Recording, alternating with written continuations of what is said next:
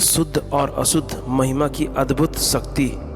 आप जीवन में कैसे अपने परिवार को भूत प्रेत बाधा से बचा सकते हैं, बुरी शक्तियों से बचा सकते हैं, नकारात्मक जितनी भी चीज़ें होती उससे आप बचा सकते हैं। जीवन में खुशहाली और उन्नति तरक्की कैसे आप पा सकते हैं। बस चलना है आपको इस नियम से, सब कुछ मिल जाएगा। जो भी आपकी चाह होगी सब मिल जाएगा।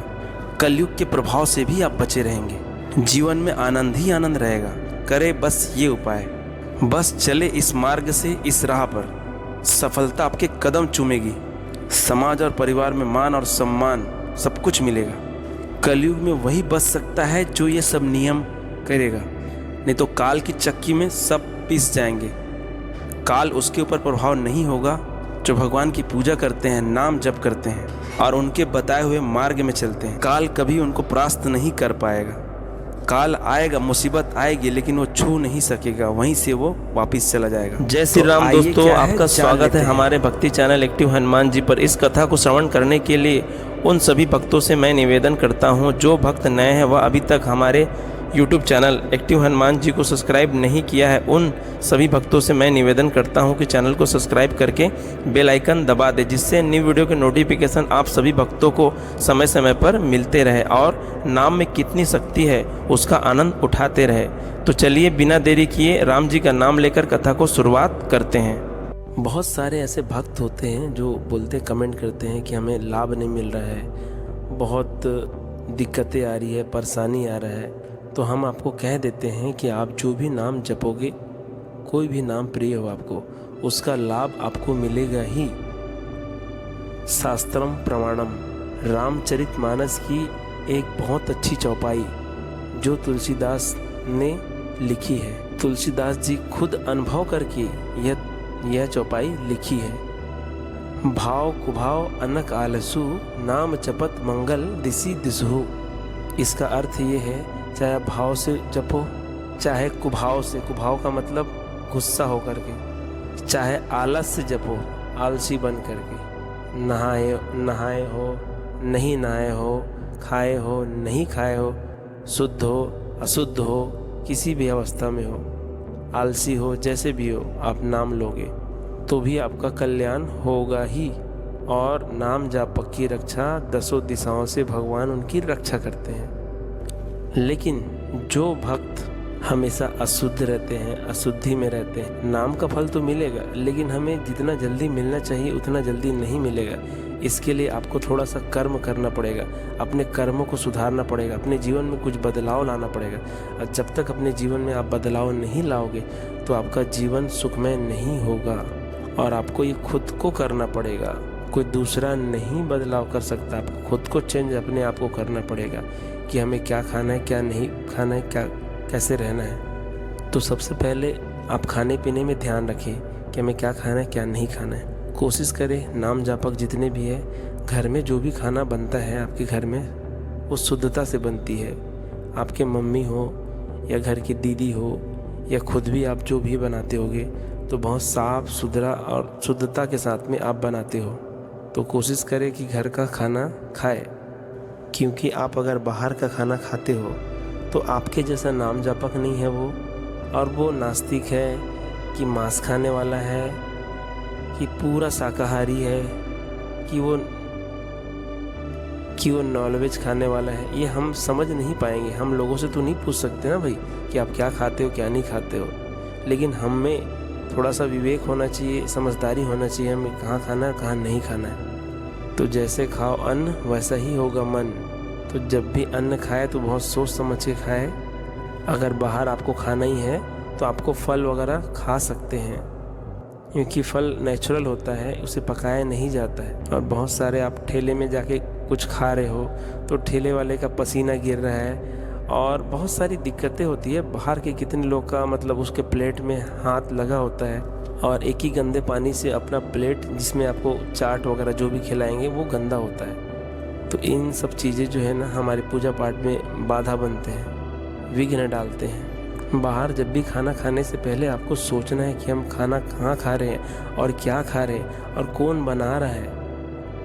नहीं तो मत खाओ, आप उपास रह जाओ। उपास का मतलब घर में जाके खा लो आप।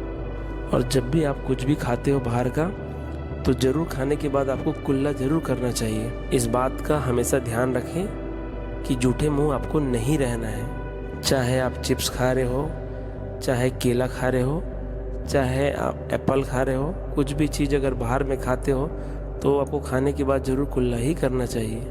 जूठा मुंह कभी नहीं रहना चाहिए। उसी तरह जब भी आप खाना खाएं तो खाना खाते समय जैसे ही आपके सामने खाना किसी ने परोसा आपको दिया तो बिना बातचीत किए पहले तो आपको भोग लगाना है, मन से लगाना है, ना कि उच्च स्वर में लगाना है। उससे क्या होगा, जैसे हम भोग लगाने से पहले हम उसको जूठा कर देंगे, हमारे जुबान से जो पानी निकलता है वो तो उसमें लग जाएगा। तो इन बातों का ध्यान रखें आप कि जब भी आपके घर वाले जब आपको खाना दे तो चुपचाप उस भोग मन से लगाया जाता है, ना कि बोल के लगाया जाता है। भगवान को भोग लगा ले मन से, उसके बाद आप उसको खा सकते हो, क्योंकि शुद्धता के साथ ही भगवान को भोग लगाया जाता है। और खाना खाते समय प्रपंच की कोई भी बात ना करे, करना ही है तो हरि चर्चा करे। हरि का लीला जो भी होता है, रामायण गीता भागवत जो भी है, आप उसको सुने देखे। प्रपंच की कोई भी बात आपको नहीं करनी है। और कभी भी ध्यान रखें, कोई भी चीज़ खा रहे हो, कहीं भी खा रहे हो तो भोग लगाने से पहले आपको बात नहीं करना है। भोग लगाने के बाद आप करना ही है तो भक्ति की चर्चा कर सकते हो, भगवान की बातें कर सकते हो, अन्यथा कोई भी चीज़ नहीं किया करो। ये भी हमारे पूजा पाठ में विघ्न बाधा डालते हैं। उसके बाद माता और बहनों से भी मेरा निवेदन है कि जब भी खाना बनाए तो आप बनाते बनाते किसी से भी बात ना करें, क्योंकि जब भी हम खाना बनाते हैं तो हम भगवान को पहले हम भोग लगाते हैं, ठाकुर जी को भोग लगाते हैं। तो किचन में हम कोई भी आ गया, माता बहन, उनसे बात करने लग जाते हैं, वहीं पे हम खाना बना रहे हैं, फिर वही बात में हम बोल रहे हैं आपको, क्योंकि हमारा जैसे हम बात करते हैं हमारी ज़ुबान से पानी निकलता है। ना तो मोबाइल में बात करें, ना तो प्रत्यक्ष बात करें किसी से। चाहे भी कोई भी वस्तु, आप चाय बना रहे हो, कोई भी चीज़ बना रहे हो, इन बातों का ज़रूर आप विशेष ध्यान रखें। शुद्धता बहुत ज़्यादा ज़रूरी है। और बहुत सारी माताओं को जो मानसिक प्रॉब्लम हर महीना जो आता है, उस समय भी माता और बहनों को बहुत विशेष ध्यान रखना चाहिए शुद्धता। जिस समय ये प्रॉब्लम होती है तो घर में और भी कोई सदस्य है, उनसे कोई भी कार्य करवाए जिनके ऊपर मासिक धर्म आने वाले माता और बहनों से कार्य ना करवाए। चाहे वो पति हो, चाहे बहन हो, कोई भी हो, जो भी है उनके परिवार में, उनसे ना काम कराए, खुद करे। देखो आज के डेट में जितनी भी नकारात्मक शक्तियाँ जो होती है ना, उनके ऊपर ही हावी होती है जो अशुद्ध होते हैं, चाहे कोई भी हो। आज जितने भी किसी को भूत प्रेत, बुरी आत्मा, जीन वगैरह जो पकड़ते हैं ना, किसी भी जिनका तन मन शुद्ध है, जो हमेशा पवित्र रहते हैं, पवित्रता का पालन करते हैं और नाम जापक होते हैं, भगवान की पूजा आराधना करने वाले होते हैं, उनके लिए भगवान दसों दिशाओं से उनकी रक्षा करते हैं। और रही बात भूत और प्रेत की, तो भूत और प्रेत की इतनी ताकत नहीं है कि उनके पास आ सके, और आ भी गया तो उसको स्पर्श नहीं कर पाएंगे, छू नहीं पाएंगे। इतनी ताकत होती है शुद्ध रहने से। और यही बात जब भी हम बाहर में, जब भी कोई भी होटल में या कोई भी ठेले में हम खाते हैं तो कितनी सारी बात करता है, हाँ बहन जी क्या चाहिए, हाँ भाई साहब क्या चाहिए। तो जैसे ही वो बात करते हैं तो उनका जो पानी होता है, जो चीज़ वो बना रहा है उसमें जाता है, तो वो शुद्ध कहाँ से हुआ, वो तो अशुद्ध हो गया ना। आप उसी को भगवान को भोग लगा के खाओगे, तो इसीलिए तो दिक्कत होती है, परेशानी होती है पूजा पाठ में। और लोग कमेंट करते हैं कि हमें पूजा का फल नहीं मिल रहा है, लाभ नहीं मिल रहा है। उसके बाद आप जब भी बाथरूम जाते हैं या टॉयलेट जाते हैं तो इन बातों का भी विशेष ध्यान रखें। तस्मम शास्त्रम प्रमाणम, शास्त्र में बताया गया है कि हमें जब भी हम वॉशरूम जाए तो हमें स्नान जरूर करना चाहिए। टॉयलेट जाए तो भी हमें स्नान करना ही चाहिए, ये शास्त्र बता रहे हैं। लेकिन कहीं कहीं हमारी मजबूरी होती है कि हम नहीं चाह करके भी हमें वो मजबूरी में करना पड़ता है, जैसे हम बाहर निकल जाते हैं। तो उसके लिए उपाय ये करें कि जब भी आप वॉशरूम जाए तो वॉशरूम करने के बाद अपने मुंह को 4 बार कम से कम कुल्ला करें, और उस पे जो है आपको नारायण नारायण नारायण जब कुल्ला करे तब ये आपको बोलना है। और हो सके तो हल्के से पानी में अपने कान में को भी साफ करना है, हल्का सा उंगली डाल के छेद के पास में, दोनों कान को। और गंगा जल से आपको आचमन, जो पानी है आपके पास में शुद्ध, उससे आपको आचमन करना है नारायण नारायण बोल करके। हमने 4 बार बताया है, आप उससे ज़्यादा भी कुल्ला कर सकते हैं तो अच्छा रहेगा। और अपने दोनों हाथ को धोए, अपने जो पैर होते हैं उनमें भी पानी डाले। ऐसा भी करने से आदमी शुद्ध हो जाता है। टॉयलेट से आने के बाद आपको दोनों हाथ को धोना है, दोनों पैरों को धोना है। वही प्रक्रिया आपको करना है कि 4 से 5 बार 6 बार जितना भी हो सके आपको कुल्ला करना है भगवान का नाम लेकर के। या तो आप नहा लें, सबसे बेस्ट। अगर नहीं साधन है, मजबूरी है, तो हमें ये कार्य जरूर करना ही चाहिए। और हर साधक, हर भक्त को गंगा जल जरूर रखना चाहिए। उसको बोलते हैं चरण अमृत। जो भगवान को आप मानते हो उसके चरण का जो है पानी जरूर रखे रहना चाहिए। उसको ये सब कार्य करने के बाद एक बार जरूर अपने जुबान पे उसे 1 बूंद 2 बूंद जैसे भी है आपको लेना ही चाहिए। ये जितनी भी नकारात्मक शक्तियाँ होती है उसको रोकने के लिए चरणामृत बहुत बड़ा काम करती है। सत्य है ये बात, आप मान लीजिए। जब लोग बड़ा बड़ा पर्स रख सकते हैं तो छोटे से बॉटल में गंगा जल लेके नहीं जा सकते हैं क्या? गंगा जल हमेशा अपने पास रखना ही चाहिए, हर किसी को रखना चाहिए। उसके बाद कोशिश करें, चाहे माता हो चाहे भाई हो, जो भी है, हम किसी से मिलते हैं तो दोनों हाथ जोड़ करके राम राम बोल लें। हाथ बहुत सारे लोग मिलाते हैं तो बात वही हो गई ना, जैसे रखो शुद्धि वैसे हो बुद्धि। हम तो शुद्ध हैं लेकिन सामने वाला किस भाव से है, अशुद्ध है, ये क्या है। इसीलिए कोशिश करें कि अपने से हाथ ना मिलाए, दूर से ही राम राम कर ले। आपको इससे बचना चाहिए, चाहे वो माता हो चाहे वो पुरुष हो, सबके लिए है। दूरी बना के रखे। दूरी बनाने का अर्थ ये नहीं है कि आप किसी से घृणा करें कि हम शुद्ध हैं वो अशुद्ध है। ऐसी बातें नहीं करनी है आपको। ना कभी भाव रखना है आपको कि वो गंदा है हम अच्छे हैं, ऐसा कभी नहीं। सिया राम मैं सब सक जानी, करूँ प्रणाम जोरी जुग पानी। सब में भगवान ही विराजमान है।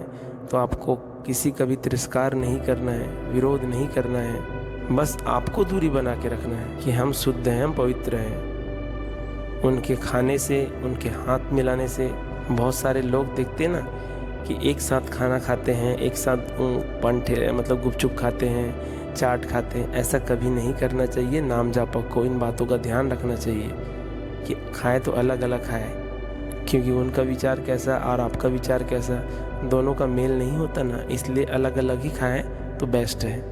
और जब भी आप पूजा पाठ करें तो आपको कुल्ला करके ही, पूजा पाठ का अर्थ ये है कि जैसे हम नहा धो करके हम मंदिर में जाते हैं, अपना घर का मंदिर हो चाहे वो आपके मोहल्ले का कोई भी मंदिर हो, तो जैसे ही कई लोग नहाने के आने के बाद बहुत सारे लोग हैं जो डायरेक्ट नहीं चले जाते हैं भगवान के मंदिर में, फिर किसी न किसी से बात कर लेते हैं। तो वो साधक लोग जो है एक बार गंगा जल से फिर आचमन कर ले या तो कुल्ला कर ले, फिर उसके बाद भगवान की भक्ति पूजा करें। झूठे मुँह में आपको भक्ति पूजा नहीं करनी है, शुद्धता का ख्याल रखना है। तो इन बातों का आप लोगों को विशेष ध्यान रखना है और अपने जीवन में इसे जरूर धारण करना है। तस्मम शास्त्रम प्रमाणम, यह बातें गीता पे लिखी हुई है। तो आप सभी से मेरा निवेदन है कि ये सारी क्रियाएं आपको नहीं करनी है जिससे आप अशुद्ध रहे।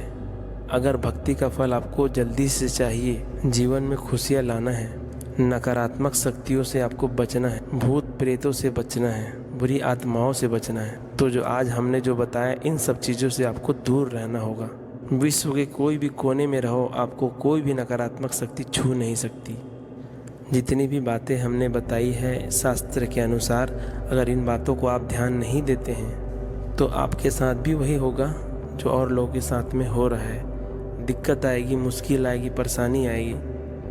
भगवान बोलते हैं जो मेरे बनाए हुए मार्ग रास्ते पे चलता है उसे आनंद की प्राप्ति होती है और होती ही रहेगी। जिस तरह से कानून के हिसाब से आप चलोगे तो अच्छे रहोगे और कानून के विरुद्ध जाओगे तो आपको दंड और सज़ा मिलेगी। उसी तरह ही आपको इनके दायरे में, गीता के दायरे में रह के ही आपको काम करना है। इसीलिए हम सबको बोलते हैं कि गीता पढ़ो, गीता सुनो, गीता को डेली अगरबत्ती जलाओ, कम से कम एक पार्ट गीता का जरूर पढ़ना चाहिए।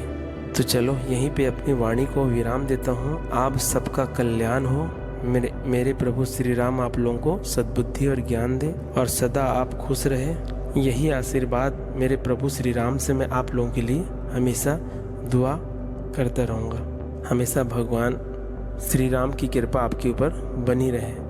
कथा अच्छी लगी हो तो कमेंट में जय श्री राम लिखना मत भूलिएगा, जिससे इस भक्त का मनोबल लगातार बढ़ता रहे और अच्छे प्रेरणादायक वीडियो आपको प्रस्तुत करते रहे।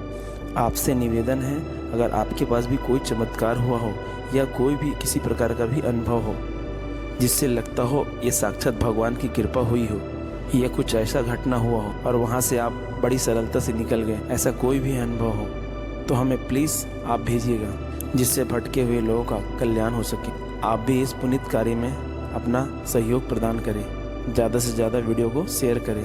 आपका तो कल्याण होगा ही, क्या पता आपके चलते उनका भी कल्याण हो जाए। अभी तक के लिए इतना ही। मिलते हैं एक नए टॉपिक के साथ। हम जल्द ही एक और श्री राम की महिमा को बताने के लिए चमत्कारी वीडियो के साथ हम वापस आएंगे। तो चलिए सब मिलकर मेरे राजा राम की जयकारा लगाते हैं। जय श्री राम, जय श्री सीताराम, जय जय श्री राम।